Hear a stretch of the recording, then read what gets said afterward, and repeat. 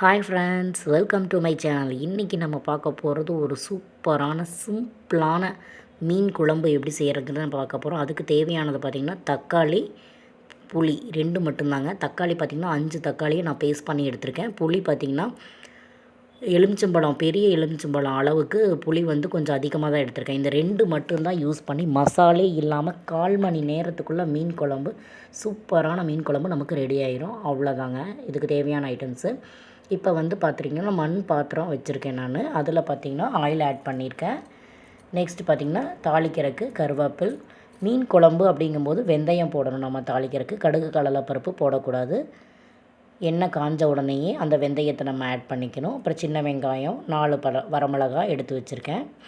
வெந்தயம் நல்லா பொரிஞ்சு வந்ததுக்கப்புறமா 4 வரமிளகாவும் அந்த சின்ன வெங்காயம் கட் பண்ணி வச்சுருந்ததையும் நம்ம போட்டு நல்லா பொரித்து எடுத்துக்கலாம். 2 பல் பூண்டு நான் ஆட் பண்ணியிருக்கேன். அப்புறம் கருவேப்பில், அவ்வளோதாங்க தாளிக்கிறதுக்கு.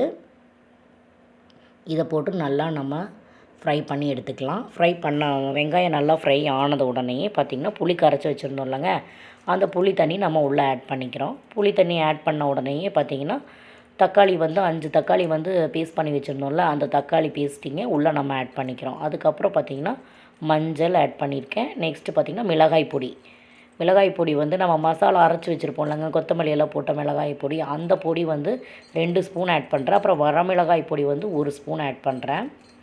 அப்புறம் உப்பு ஆட் பண்ணுறேன். அவ்வளோதாங்க இதுக்கு தேவையான திங்ஸு. ஆனால் ஒரு ஃபாஸ்ட்டான ஒரு மீன் குழம்புங்க. அதாவது சிம்பிளான மெத்தட், எந்த மசாலும் இல்லாமல் ஃபாஸ்ட்டாகவும் நம்ம குக் பண்ணிடலாம். அப்புறம் செம ஸ்பைஸியாகவும் இருக்குது.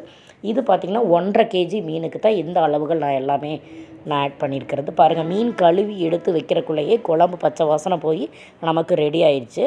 அப்புறம் மீன் பீசஸை வந்து நம்ம உள்ளே ஆட் பண்ணிக்கலாம். மீன் பீசஸ் உள்ளே ஆட் பண்ணதுக்கப்புறம் பார்த்திங்கன்னா 10 மினிட்ஸ் தாங்க, ஃபாஸ்ட்டாக குக் ஆயிரும்.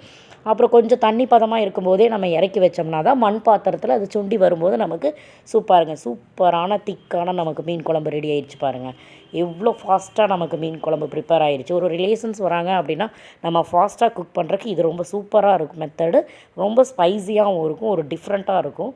இப்போ ரெடி ஆயிடுச்சு. தேங்காய் எண்ணெய் மேலாப்பில் நம்ம போட்டு கருவேப்பிலை தூவி ரெடி பண்ணியாச்சு. ஓகே ஃப்ரெண்ட்ஸ், சேனல் பிடிச்சிருந்தால் லைக் பண்ணுங்கள். டாட்டா, பாய் பாய்.